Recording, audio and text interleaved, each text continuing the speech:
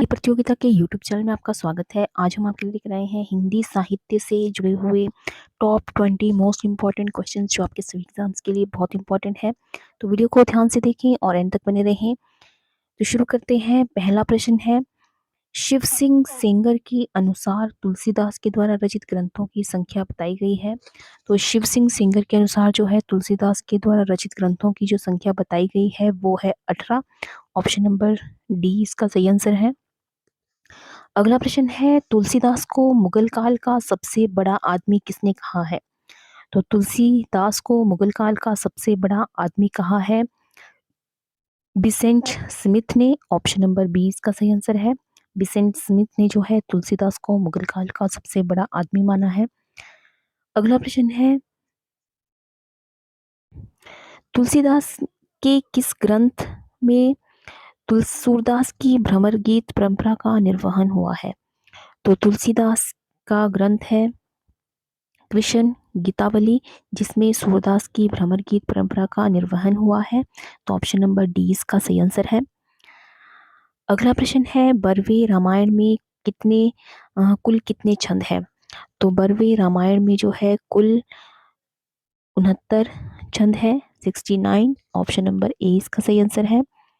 अगला प्रश्न है, तुलसीदास की कौन सी रचना पंडित गंगाराम ज्योतिषी के आग्रह पर रचित मानी जाती है। तो तुलसीदास की रचना है रामाज्ञा प्रश्नावली, जो पंडित गंगाराम ज्योतिषी के आग्रह पर रचित मानी जाती है। तो ऑप्शन नंबर ए इसका सही आंसर है। अगला प्रश्न है, तुलसीदास की भक्ति पद्धति है।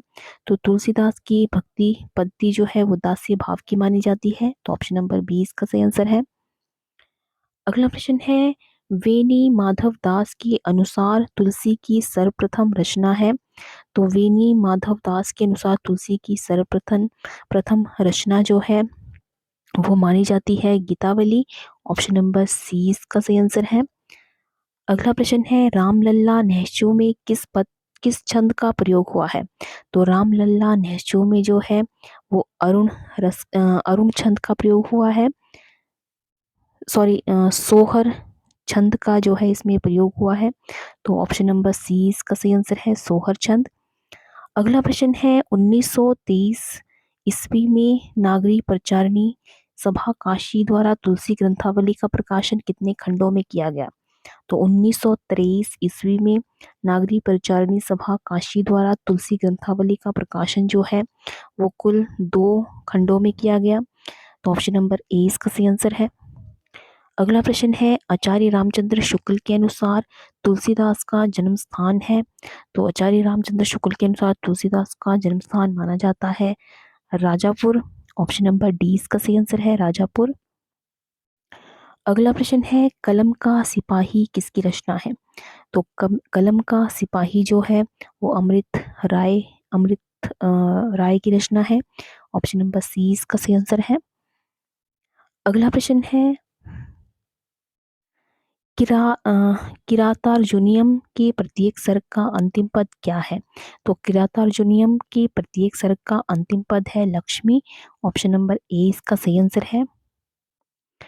अगला प्रश्न है, ठेठ हिंदी में उपन्यास लिखने वाले कौन है। तो ठेठ हिंदी में उपन्यास लिखने वाले जो कवि हैं वो है हरिऔध जी। ऑप्शन नंबर डी इसका सही आंसर है। अयोध्या सिंह उपाध्याय हरिऔध इनका पूरा नाम है। अगला प्रश्न है, संकर शब्द का क्या अर्थ है।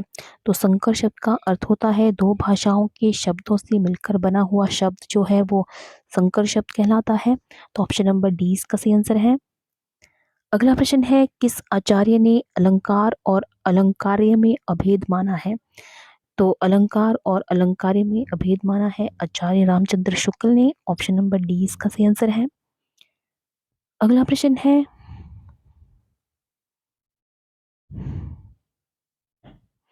हम होंगे कामयाब एक दिन के लेखक कौन है।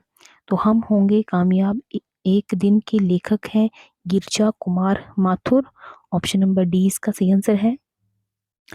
अगला प्रश्न है, भूले बिसरे चित्र किसकी रचना है। तो भूले बिसरे चित्र जो है वो भगवती चरण वर्मा जी की रचना है। ऑप्शन नंबर डी इसका सही आंसर है।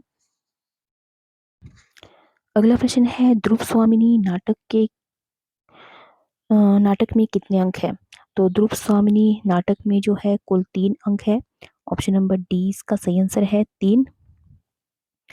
अगला प्रश्न है साहित्य अकादमी पुरस्कार जीतने वाली पहली महिला कौन थी? तो साहित्य अकादमी पुरस्कार जीतने वाली पहली महिला थी Krishna Sobti. Option number A इसका सही आंसर है। अगला प्रश्न है आत्मनेपद किसकी रचना है? तो आत्मनेपद जो है वो गिरिजा कुमार माथुर जी की रचना है। ऑप्शन नंबर डी इसका सही आंसर है। तो ये थे आज के हिंदी साहित्य से संबंधित कुछ महत्वपूर्ण प्रश्न। तो आई होप आपको ये वीडियो पसंद आया हो, तो वीडियो को लाइक करें और ज़्यादा से ज़्यादा शेयर करें। और अगर आपने चैनल को अभी तक सब्सक्राइब नहीं किया है तो चैनल को सब्सक्राइब करें और नीचे दिए हुए बेल आइकन को प्रेस करें ताकि आपको आने वाली वीडियो की नोटिफिकेशन मिलती रहे। तो आज की वीडियो में बस इतना ही। मिलते हैं एक नई वीडियो में कुछ नए प्रश्नों के साथ। तब तक के लिए जय हिंद, जय भारत।